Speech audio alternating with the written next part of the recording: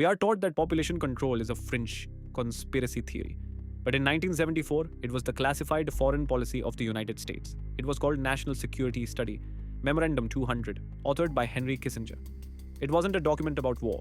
It was a document about demographics, resources, and the survival of the American empire. The logic of NSSM 200 was brutally simple.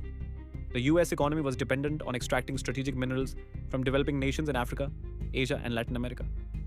But Kissinger's analysts noticed a problem. The populations in those regions were growing rapidly. The document concluded that if these nations grew too large, they would demand better living standards, consume their own resources, and raise prices. A thriving third world was officially classified as a national security threat to the United States. The solution? Covert, aggressive depopulation. The document explicitly targeted 13 specific countries, including India, Nigeria, Mexico, and Brazil. But the US couldn't just drop bombs. They had to use the global financial ledger.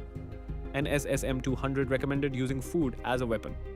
It suggested that US food aid and international loans should be directly tied to a country's willingness to implement mandatory population control programs. The message to the developing world was clear.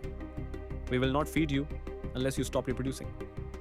For decades, the West packaged birth control initiatives in the global South as humanitarian aid and women's empowerment. But the classified archives tell the truth. It was never about saving lives. It was about securing cheap access to zinc, copper, and oil.